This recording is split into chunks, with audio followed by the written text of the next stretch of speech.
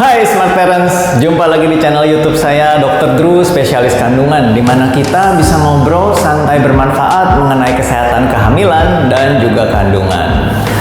Nah, jadi dalam video kali ini saya akan membahas mengenai penyakit asam lambung dalam kehamilan.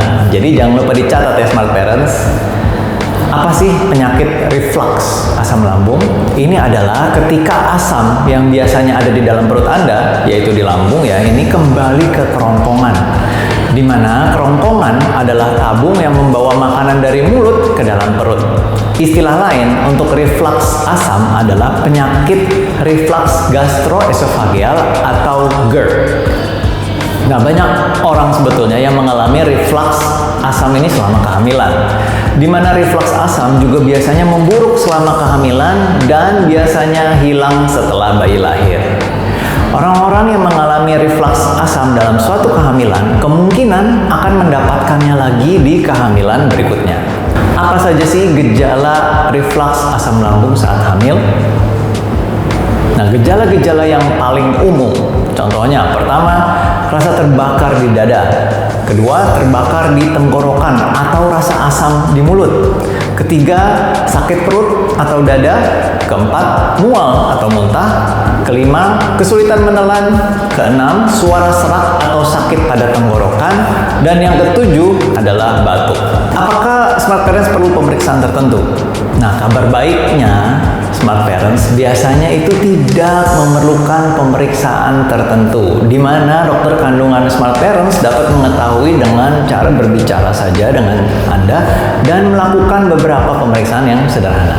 Nah, apa yang Smart Parents bisa lakukan untuk memperbaiki gejalanya Smart Parents?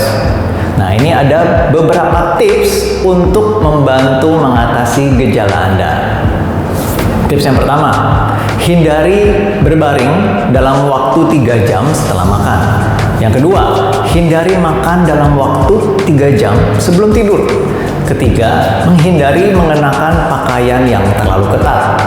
Keempat, menghindari makanan yang dapat memperburuk gejala Smart Parents.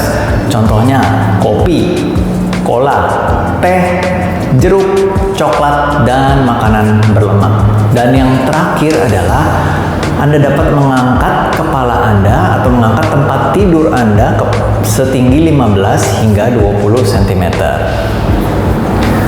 Apakah ada pengobatan yang dapat membantu untuk mengurangi gejala dari reflux asam?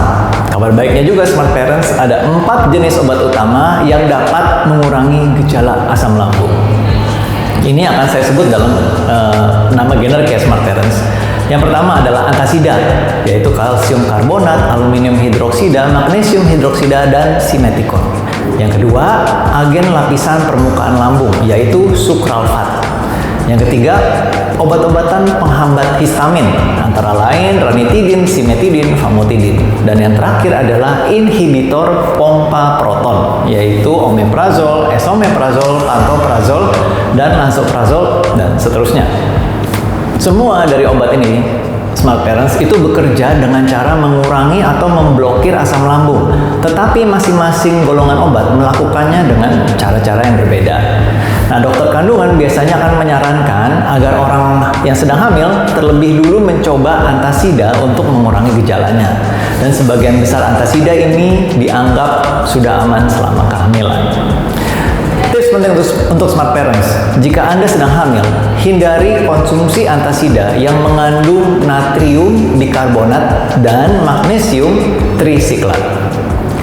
Jika antasida tidak cukup membantu, segera beritahu dokter kandungan Anda Smart Parents, dan mereka mungkin akan menyarankan untuk mencoba jenis obat yang lain yang sudah saya sebutkan tadi. Nah, kapan Smart Parents harus segera menghubungi dokter kandungan? Gejala-gejala berikut ini adalah gejala yang berbahaya Smart Parents. Yang pertama, mengalami nyeri perut yang parah, nyeri dada, dan gejala tidak membaik setelah pengobatan. Yang kedua, mengalami demam, sakit kepala, mual, dan nyeri perut yang hebat. Ketiga, rasa tersedak saat makan, kesulitan menelan, atau merasa ada makanan yang terjebak di tenggorokan. Keempat, terjadi penurunan berat badan. Kelima, muntah darah berwarna merah cerah atau seperti bubuk kopi, dan yang terakhir adalah buang air besar berwarna hitam. Sekian info dari saya Smart Parent, semoga bermanfaat. Silahkan subscribe, like, share, dan komentar. Sampai jumpa di video saya selanjutnya dan salam sehat.